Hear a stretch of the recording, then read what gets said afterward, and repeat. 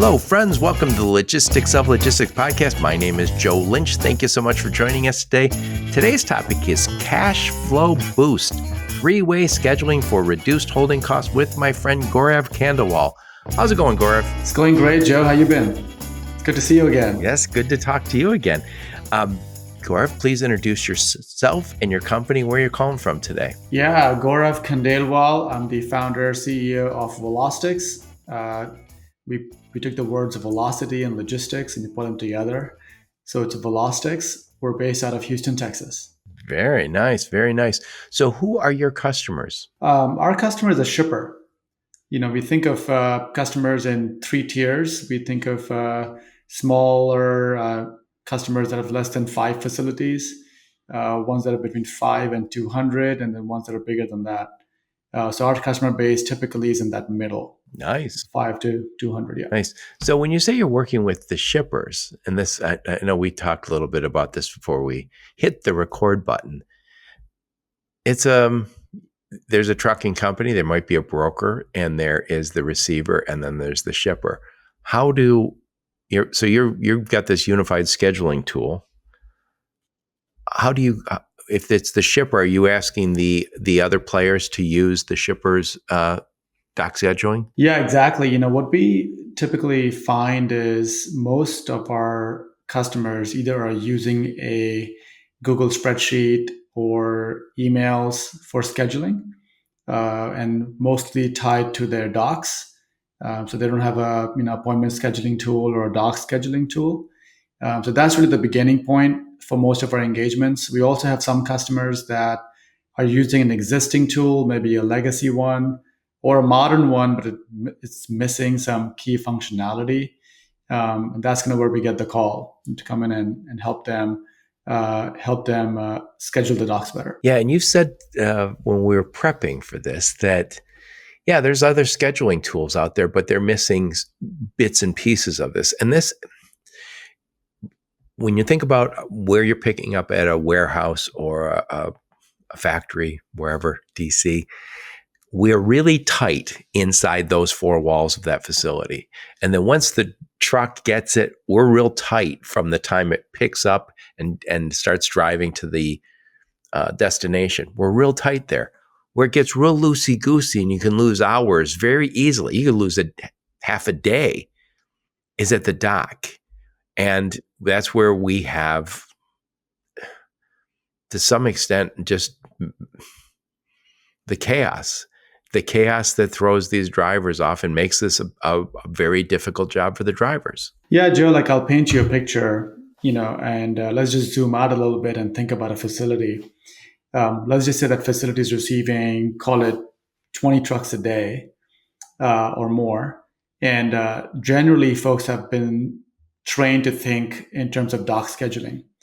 But let me give you another environment, another scenario, kind of like what you just described, where the driver wants an appointment. They arrive at the facility, they get off the truck, they walk through the parking lot, potentially in rain or snow, or there's lubricant on the floor, anything that can cause a fall, an injury, and a potential insurance claim against that facility. They go into a clerk's office. Somebody has to be there. They ask for a dock assignment. Then they get assigned a dock or a yard, depending on what the situation is, right? And all of this, while this is happening, you have more and more trucks lining up, behind the first one. What we found was that even though folks had kind of sort of understood the dock scheduling situation or the problem, there were other things that were missing. So, for example, appointment scheduling is different than just dock scheduling, right? Some companies don't even need dock scheduling. They just want appointment scheduling because they have so many trucks that are coming in. They want the flexibility to be able to assign the dock that's most suited for the type of equipment when the truck arrives. Right? So that's one. Second is when the truck arrives, we have a text message based check-in solution that allows the driver to never leave the cab. Hallelujah. From a safety perspective, right? They're sitting in the cab, they get there, they scan a QR code, they put in the PO number, they check in, and then our system automatically assigns them to a dock. It just texts them back. right? Driver never has to meet somebody, never has to walk into a clerk's office. So you have savings everywhere. Everybody's happy because you're saving time, right? And saving personnel costs.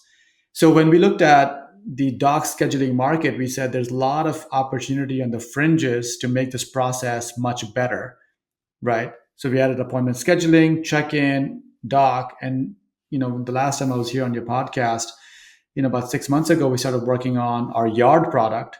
So now we have live loads, drop loads, as well as drop and hook, right? So as you were talking before this call started, we said, hey, drivers want to be very, very efficient with their time.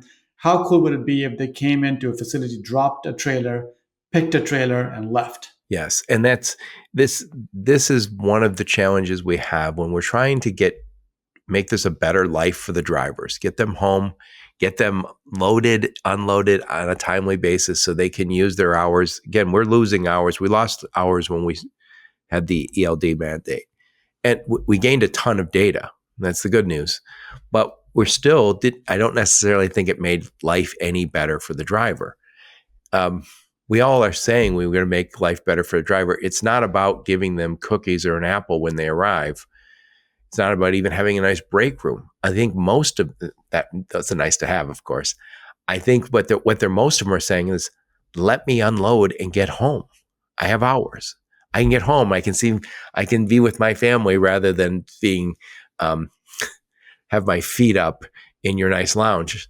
That's better than being in my truck, perhaps. But ideally, you get them home, get them loaded, get them unloaded. Yeah, they want to be as efficient as possible with their time. And so many shippers want to be the shipper of choice, right? And the way you can be shipper of choice is not by having a nice break room, it's by getting them in and out as fast as possible. Right. And that we also, again, you guys are also using your tool for the drop and hook, which I know there's more drop and hook. Please describe the drop and hook process and why it's very favorable if you have enough trailers. Yeah, exactly. I mean, look, there's a whole element of shippers that we find where they're using one dock scheduling tool, using a different, appointment scheduling tool, a third yard management tool, and then you ask for any kind of efficiencies, and they're like, well, I have to integrate these different tools. I need to hire a consultant, or I have to use spreadsheets, and it's a mess. And so when we said, look, the opportunity is much bigger for a unified, integrated stack, right? And that's kind of where we brought in Yard. Now, we're not saying we need to have RFID and cameras and drones and all this expensive stuff. We're saying, look, what can we do to go live in a couple of weeks? How can we go live very quickly, right? And that's where the Yard product, whether it's managing trailers, whether it's assigning tasks to jockeys, whether it's doing drop and hook, whether it's just doing a drop, all of that is possible within the same platform. Nice. So tell us a little bit about you, Gaurav. Where'd you grow up? Where'd you go to school? Some career highlights before you started your company. Yeah, Joe, it's been interesting. I grew up in India, came here with really nothing for undergrad, did computer science in college, and worked for a business consulting firm doing business transformation for about 7 years. And then in 2008, I saw Steve Jobs announce the Apple App Store. And that to me was a huge moment. I quit that night Oh, and thought, well, really? how cool would it be if people are not tied to their desks and can do work from wherever they were on their phones? And even though the first apps that came out on the iPhones were just gaming apps, I kind of saw it as a business opportunity for a B2B. And so we started building apps for industrial environments, mostly oil and gas, construction, manufacturing. And what we found was over the 10 years or so that we did the work, um, majority of the problems were around logistics, right? And so in 2012, Apple approached us and said, hey, we love how you guys are doing this. We want to partner with you. And Apple brought us into some of the largest companies on the planet, building apps, for iPhones and iPads. It gave us a lot of insight into where is the issue, and then how do you go about finding the right problem.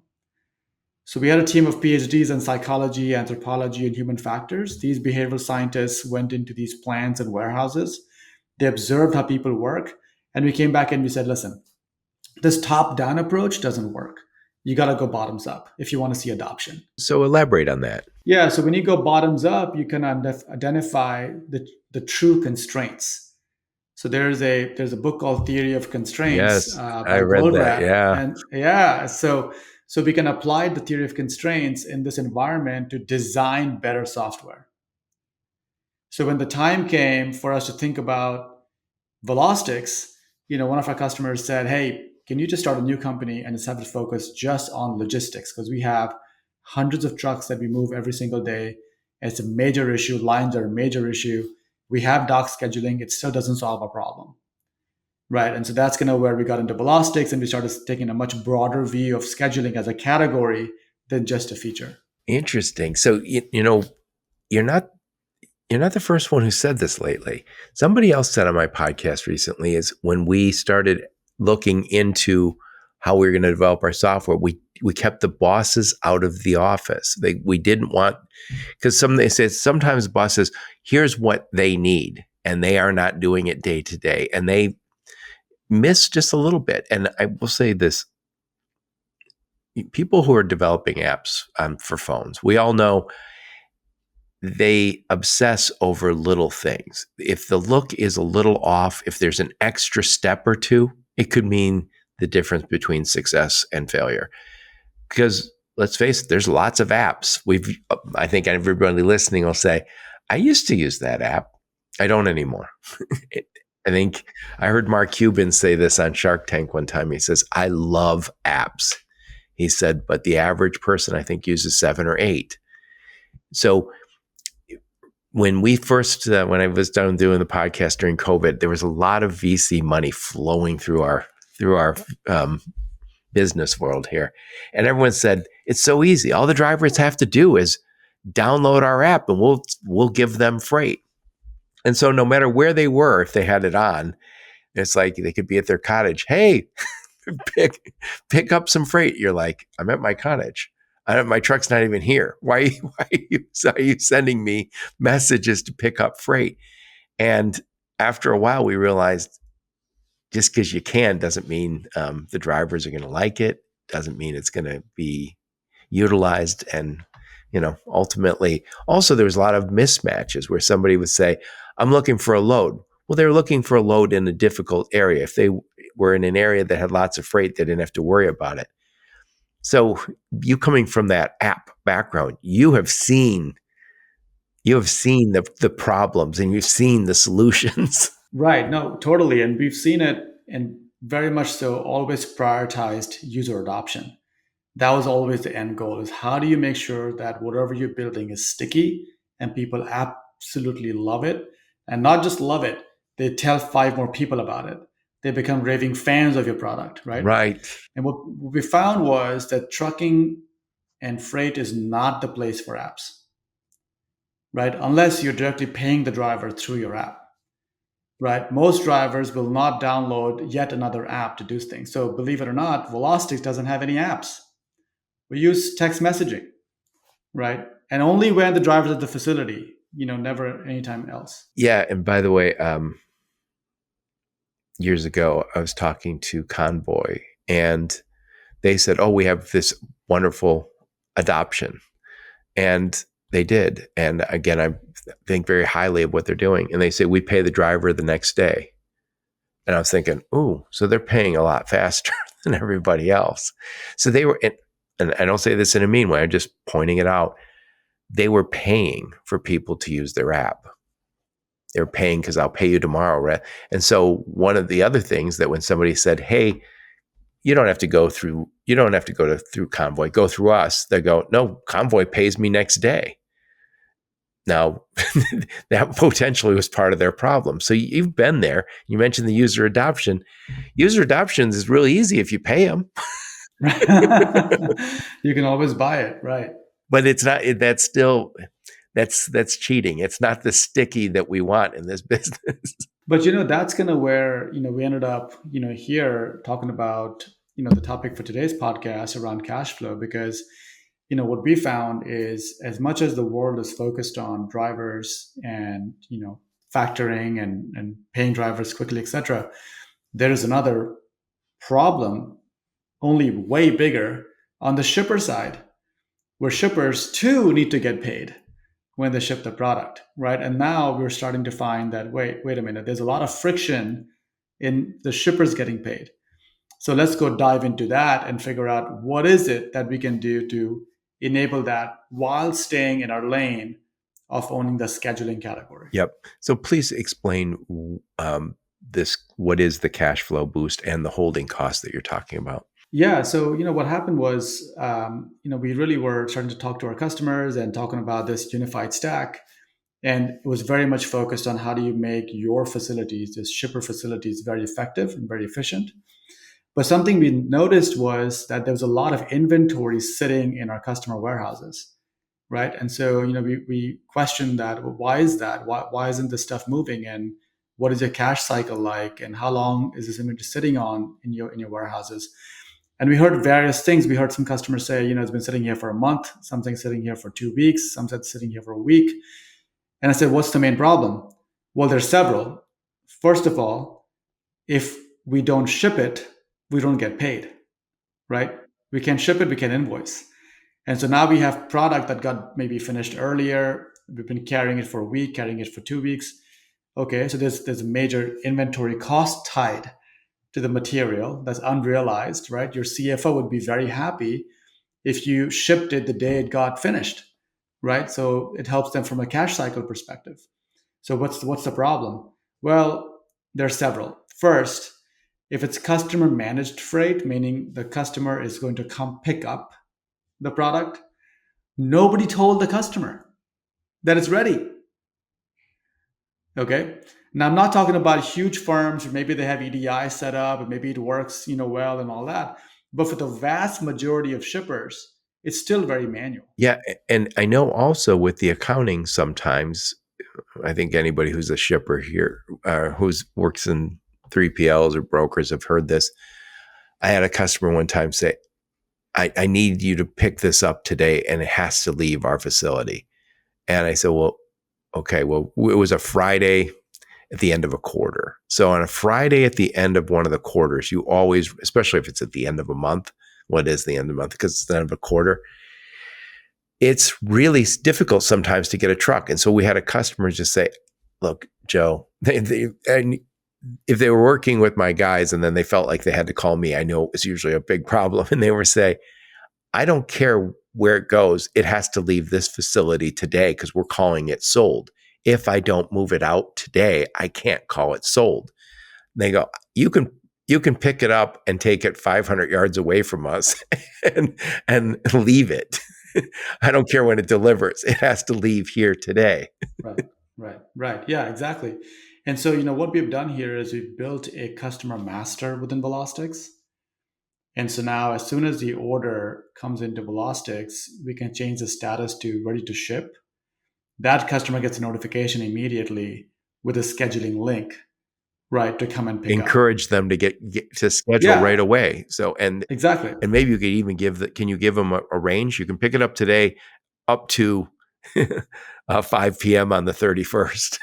Yeah, absolutely. It's all automatic. When they click on the link, they get the times that are available for pickup. And then the system keeps tracking to say, hey, has this customer scheduled an appointment or not? Right.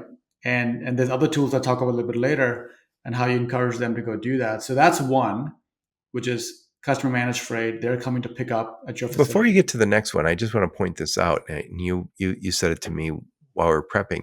Sometimes the inventory holding costs is more than the logistics cost. So we in the logistics business, everybody thinks we're the center of the universe, of course. We think, oh, well, saving them money on their freight is super important. But sometimes, depending on the business, the inventory carrying costs are more of a cost than the transportation costs. Absolutely. And the thing is, when we had 0% interest rates, oh, yeah. Cost of capital was fairly cheap, right? And you could afford to do that.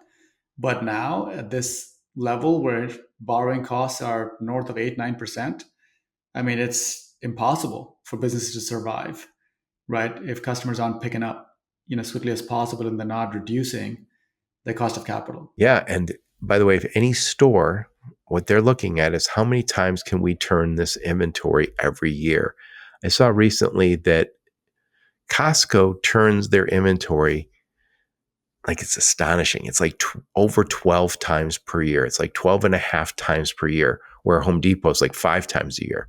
So if you have a really good, by the way, they're slightly different businesses, but when you go to Costco and go, they've just got really good prices. Of course, you got to buy in bulk. But when do you go to Costco when it's not packed? That's an inventory. That's a company that has done really well at managing their inventory. Yeah, absolutely. Zara does it every 2 weeks. Turn the entire inventory Really? every 2 weeks. Oh yeah. So Zara is one of the fast fashion companies, Right, right. and that's why one Exactly. of the reasons they're so successful. Exactly. Exactly. Most manufacturing firms, I mean, there's one that we worked with a long time ago. The inventory turn was once every 10 years. Yeah. Well, this is the problem you run into with some businesses like jewelry. So diamonds and stuff like that, they don't turn quickly.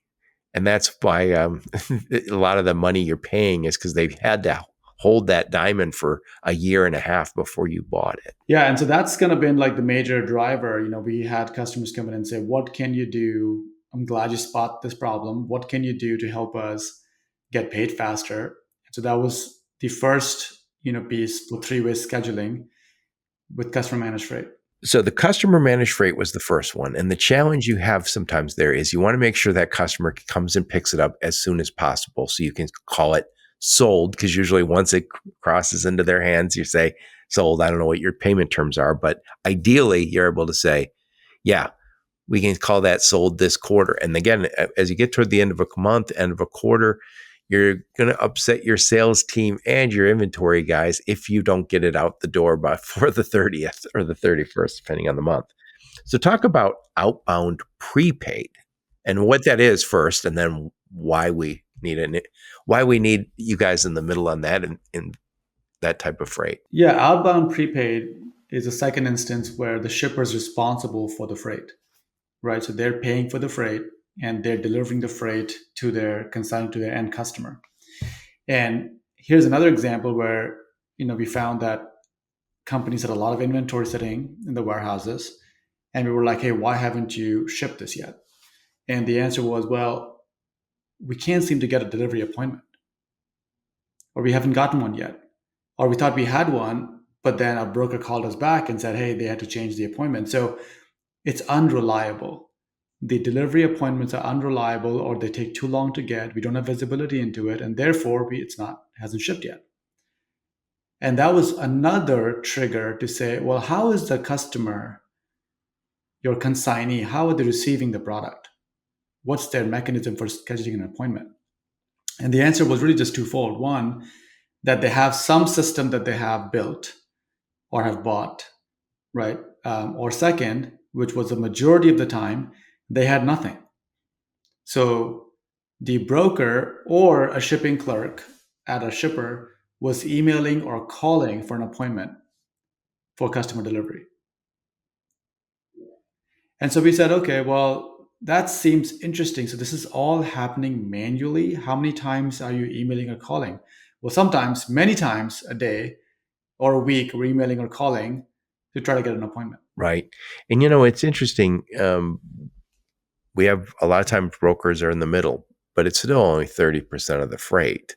Other times it's trucking companies, and a lot of trucking companies can be small, on the smaller side. So communication with them isn't always going to be, they're not tech companies, they're trucking companies. Now, maybe the largest are very sophisticated with their technology, but a lot of the smaller guys are not going to be, and they might be on the road. And that's a little bit of the challenge, is that you're trying to get it, you're trying to call it sold.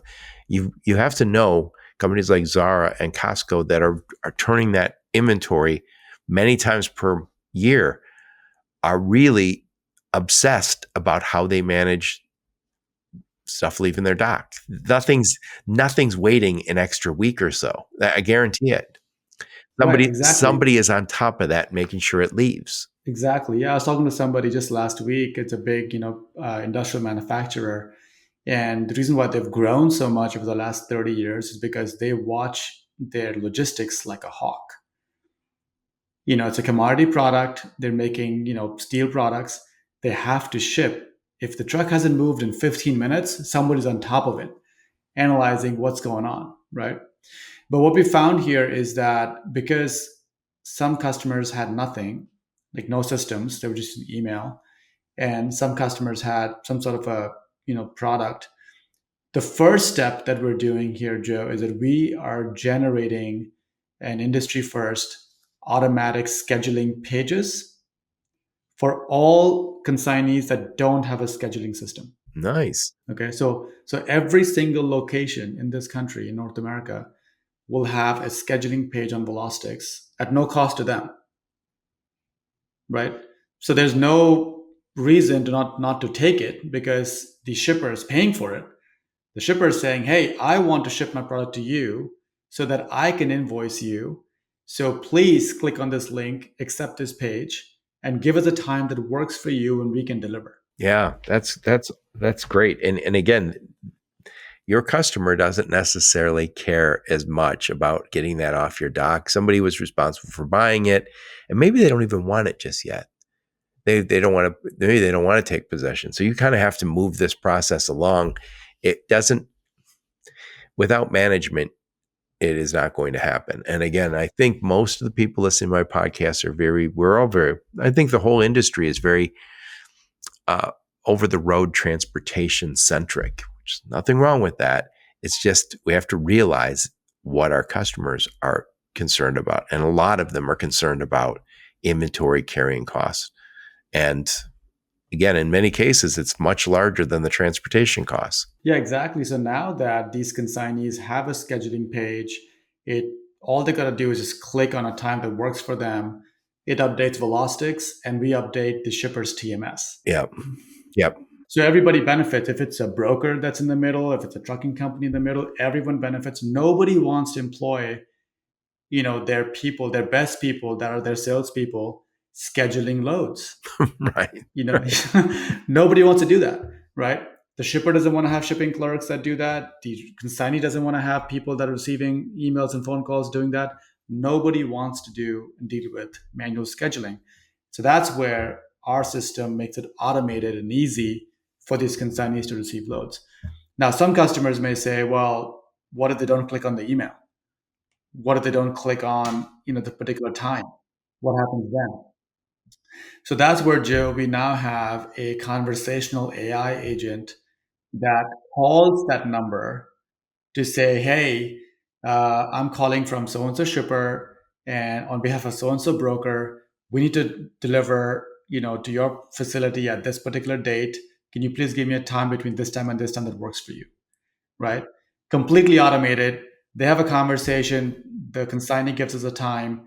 Again, we update Velostics and we update the TMS. I love it. I love it. So there's another thing we want to talk about, which was inbound collect. What is that all about? Yeah, so when we talk to our shipper customers, we found that the other problem that they're trying to solve is they want to pick up from their suppliers. Yep. The reason why they want to pick up from their suppliers on a collect basis is because if they're doing outbound prepaid, inbound collect, they have the best rates from their brokers and the carriers because they're increasing the volume of freight, right? Now, if the suppliers don't ship on time for a lot of shippers that are, holding product in their distribution facilities before it goes to the retail stores, for example, it's a huge problem. Missed pickups is a huge problem because it has downstream effects at the retail stores when it comes to being out of stock, right? Right. It also, that inbound collect matters quite a bit for a factory or a production facility where you say, I have to have all the pieces here to keep my assembly line going.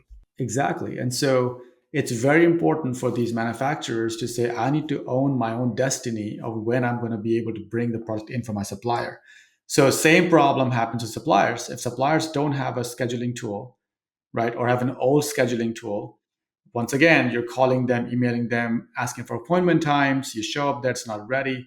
So now we're generating the supplier scheduling pages also on Velostics, right, as part of three-way scheduling. So suppliers can, all they got to do is click on a link and say, okay, this is the time when it's going to be ready for pickup. Update the TMS, load gets tendered. Now you have the delivery time at the shipper. pick a time at the supplier. Yeah, and kind of the nice thing, usually if you're running an inbound program like this, you can tell your suppliers, put in the contract, hey, you must use this scheduling app to schedule.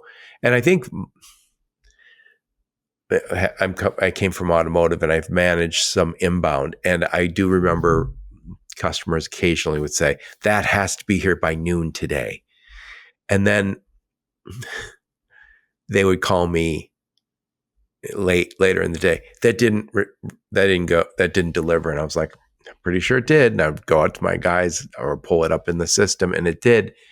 But a lot of times those companies don't have good process for receiving.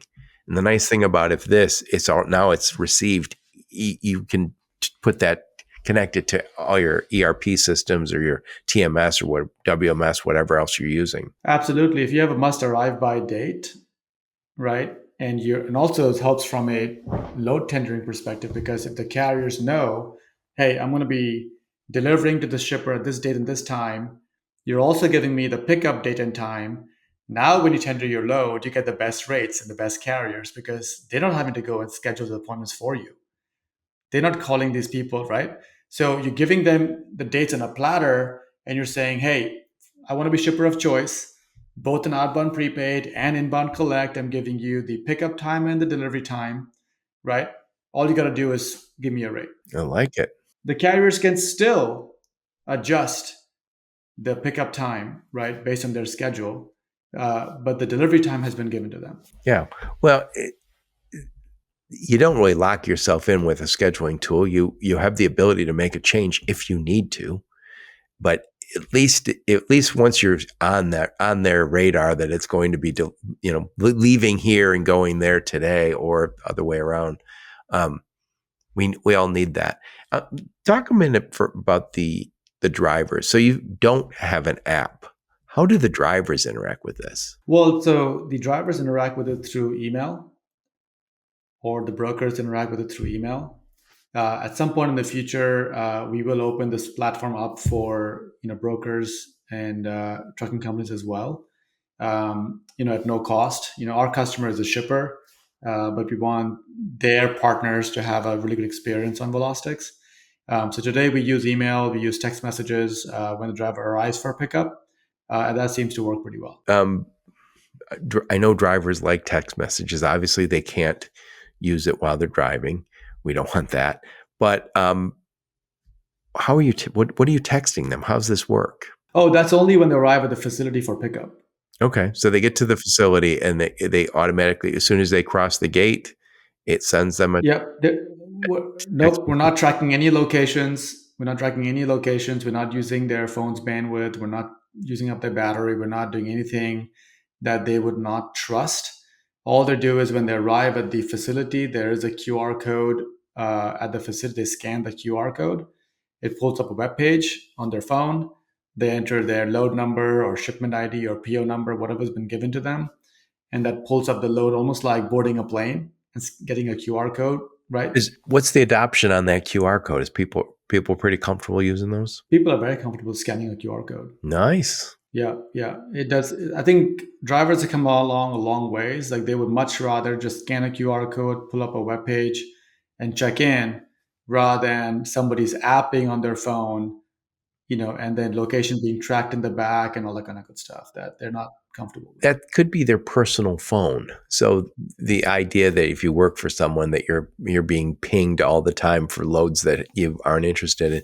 So a lot of drivers are immigrants. Are they able to interact with this tool? And I mean, what's that look like? Yeah, believe it or not, other countries around the world adopted QR code scanning, a long time before we did in the States.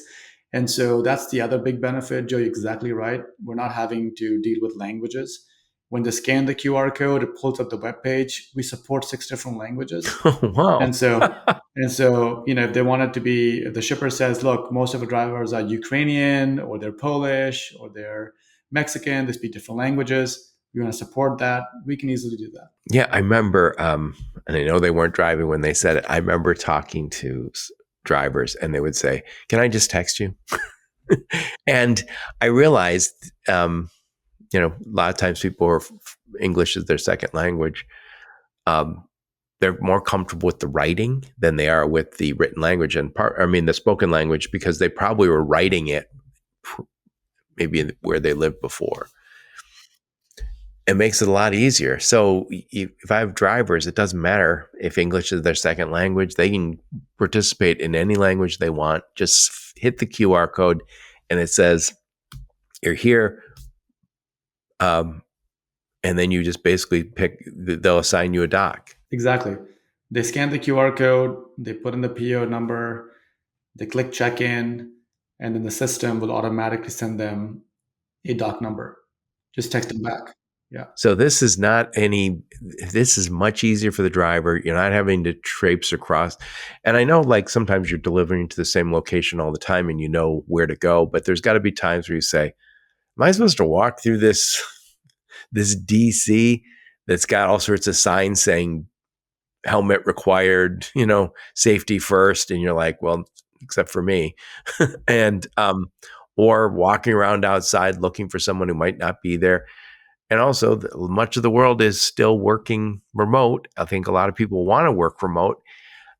If your person in the office doesn't want to be in the office that day, they can still manage this no problem. Exactly right. And the other big benefit is that you get all the benchmarking data, the scorecarding data, you get to see trend analysis, you get to see your best carriers, your worst carriers, you get to see your best and worst facilities. I mean, the amount of information that we're collecting, that we're using to help shippers make the facilities more efficient, is crazy.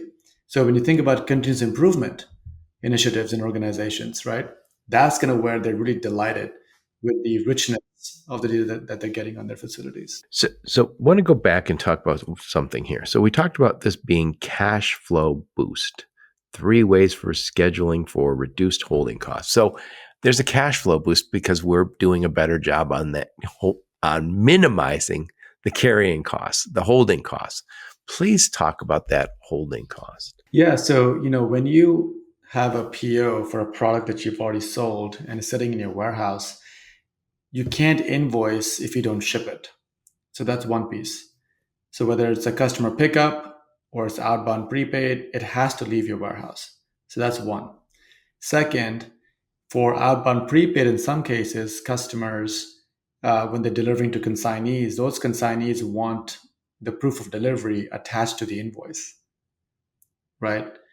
By having the driver's cell phone number when they checked in, we can text them a message around the delivery time and say, hey, don't forget to get the proof of delivery e-signature or a picture, right, onto the same website that we sent to them before. And now shippers are delighted because drivers don't have to worry about getting a printout of that signed POD, taking a picture, sending it to the trucking company, sending it to the broker, and finally making its way back to the shipper. The shipper is thinking, man, for every single day that I don't invoice, I'm paying interest on the working capital, right? I don't work day to day in the transportation logistics space. I only talk about it. But just before COVID, I was helping a company select a transportation partner, big shipper. And I remember one of the challenges they had was not getting proof of delivery. And I was kind of surprised by that. That was with their old supplier. And I thought back when I was still moving freight day to day, we had proof of delivery problems all the time. And I'm flash forward to last year, a consulting company called me and said, hey, would you help us with this project, blah, blah, blah. And I found this absolutely shocking. A very, very big company that we would all recognize the name was delivering to a big box store. Everyone recognized their name.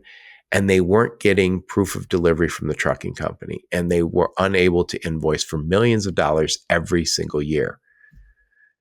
And I was like, in this day and age, that just seems bizarre because you delivered it. I mean, you did all the heavy lifting and then couldn't get this basically dotting the I, right? You've done all the work. And we need to be able to, again, this is what you're talking about here is an integrated tool that allows us to pull this together, dot the I's, cross the T's, get it done, get that POD. Yeah, exactly. And some companies may say, look, we invoice at ship to, right? It's okay if we get the POD later. They still have their accounting teams chasing because they have to have the POD, right? They have to have it. And so it's still a problem statement, for shippers. And so when we talk to these folks, they're like, you're going to make my CFO very happy. Yeah. Well, it's funny because we're talking about this with the at first look, you go, oh, scheduling is all about the drivers and all about the docks, which again, super important. But what we've talked about here a lot is this inventory carrying cost and getting it out, off our dock so it can be called sold sooner rather than later. and and we're no longer have those carrying costs. And again, the very best companies out there, you mentioned Zara, I mentioned Costco, have lots of turns on their inventory. If you can't get it off your dock, if you had a week, that's not even the hard part. Once it's sold, get it off your dock. Right. And then the other thing is on the inbound side, right? Same thing applies. You buy too much of a product, it sits in your warehouse, right? You don't need it yet in the manufacturing process. But again, you've tied up capital in holding that product. It goes back to your inventory holding cost, right? So what if you had a really well-oiled machine with scheduling where you could go pick up right when you needed it in your manufacturing process, right?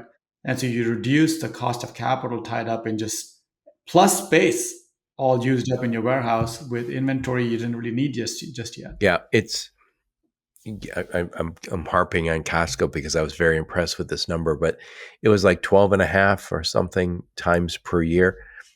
If they got 30-day terms from a lot of their suppliers, they were selling it faster than they owed the money. So I owe you in 30 days, I owe you $1 million. I got that $1 million a week before I had to pay you.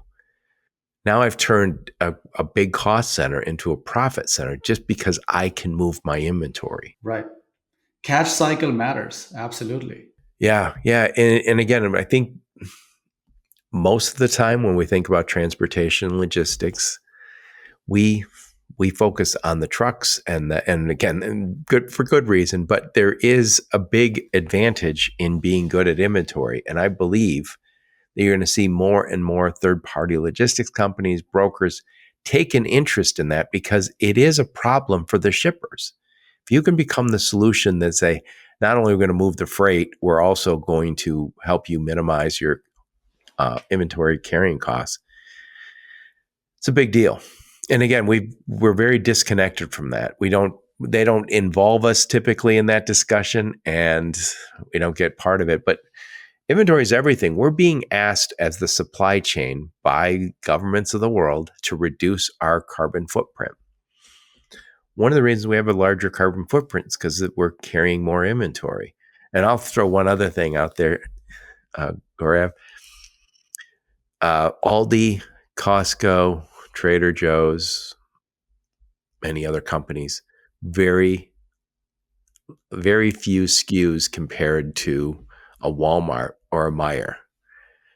And I could see if you and I had to manage inventory somewhere, we go, oh yeah, we'll pick Costco first, right? Or Zara first. I forgot how many SKUs are at Walmart. Obviously, it's a very successful company, but they are low margin and enormous amount of SKUs, and they have to have huge volume in their sales. Exactly. And companies like that, when they have such volumes, they also have huge yards. They have lots of trailers, right? Some of them are moving 150, 200 trailers a day, and they have detention charges if they keep a trailer for more than 2 days, right? So you got to be able to do a shorter move, faster move, smarter move every single time. Now imagine if you could have a situation with Velostics where you have a supplier pickup through inbound collect, brings it to your yard, uses Velostics yard, right? Does a drop and hook, picks up the next trailer and takes it to the customer, right? The driver is very, very happy, right? Because you've got them two loads, an inbound load and an outbound load, right? Customers are happy, Finance is happy because you brought in at the right time and delivered as quickly as you can to the customer, right? So your cash cycle continues to improve. And in this rate environment, that's everything. Yep. Yep. It's this is the way. This is the way. And again, I feel like it's another way for us to take value, add value, I should say, in this process. And so right now your focus is you sell this to shippers, and you said eventually you're going to open this up to the brokers and other participants. We'll just open it up to the brokers or trucking companies that our shippers use, right? Just to make it more transparent, make it very easy for our shippers, trading partners to be able to use the platform. But at this point, we don't have any intention to monetize, trucking companies or brokers Right. today. You want to encourage them to use it. And I think it's interesting. You see the largest shippers will always have their own transportation management systems for the most part because they want to manage that. And then it makes sense that they would say, we work with, let's just say 80% of our shipments are with carriers and 20% are going to be with brokers. They can all use this system, and we don't find ourselves um, with all our data in somebody else's system. The data is all unified. I like it because we didn't talk about it so much today, but what we're also looking for ultimately is data that we can start to have some insights from all that data. Well, maybe we'll talk about it now. What do we do? What are you guys doing with all this data? Are your customers starting to pull this together and have insights that help them do better? Yeah, we've heard this from multiple customers of certain scale that one of the reasons why they love Velostics so much is because of the richness of the analytics. And we're not talking about just a couple of charts or graphs, and we're talking about some pretty robust, deep level metrics and trend analysis and what's actually happening in their space, to the point where some of them are just like nerding out looking at the data, right, to kind of see like what things can they move to improve the performance of their facilities. So today we don't sell the data separately to our shippers. It's all part of the package. It's basically included for free. It's their data. They can do whatever they want to do with it.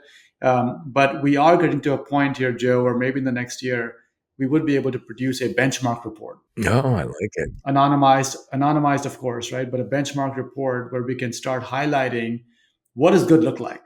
Yeah, with that's you're working with people who have multiple. So you said five locations, five or more. What would be really interesting is when you look and say, okay, I have these five locations, and here's here's the best performing one, here's the worst performing one. What are we doing wrong here that we could apply some of the best practices we learned elsewhere? And yeah, and when we're talking about inventory carrying costs, if somebody says, yeah, this because this takes an extra, I'm just making this up, 2 days to move stuff out of their facility, that two days adds up to what? How many millions of dollars over the course of a year?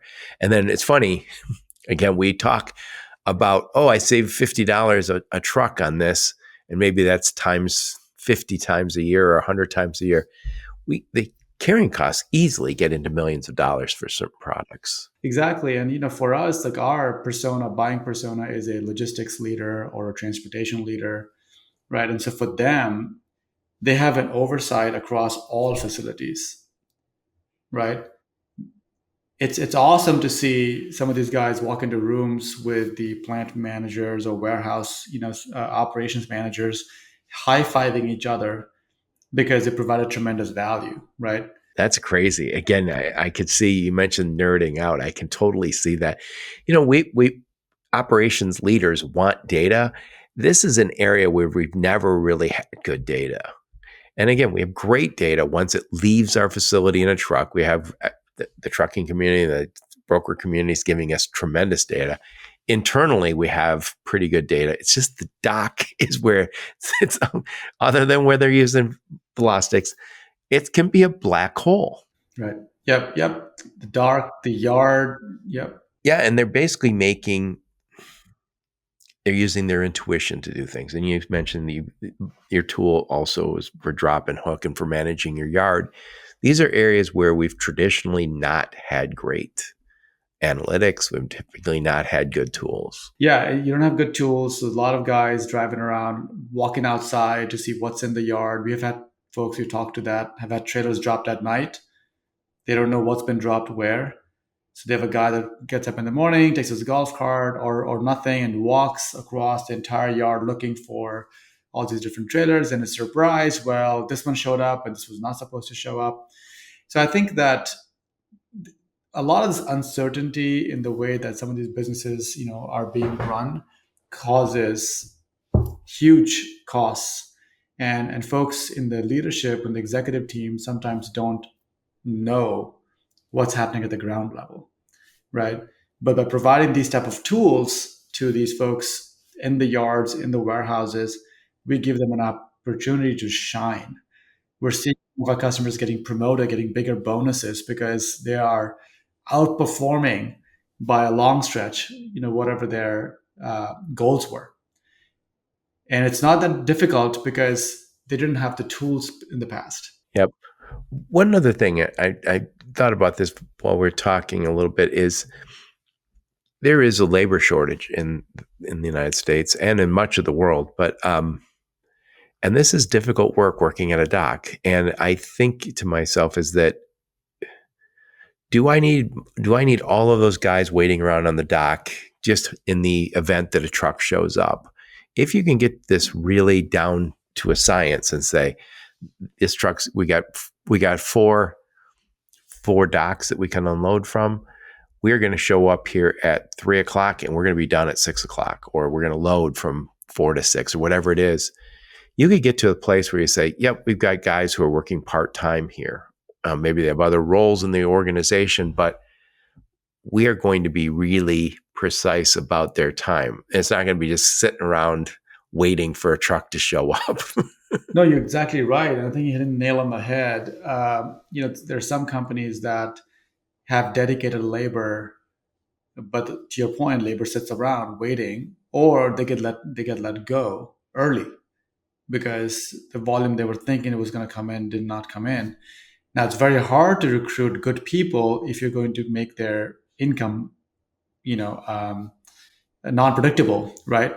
But by tying our analytics with variable labor, you can really, scale up or scale down depending on what's happening. Yeah, it'd be great if you said, look, we normally had 5 guys at this dock, and most of the time they're sitting around, but now we end up hiring 8 guys part-time from the local university, and they show up here and they work 3 hours a day, and they get a good paying job, and hopefully to learn about our industry a little bit. And most of the time they're at school. And again, I think that people want flexibility.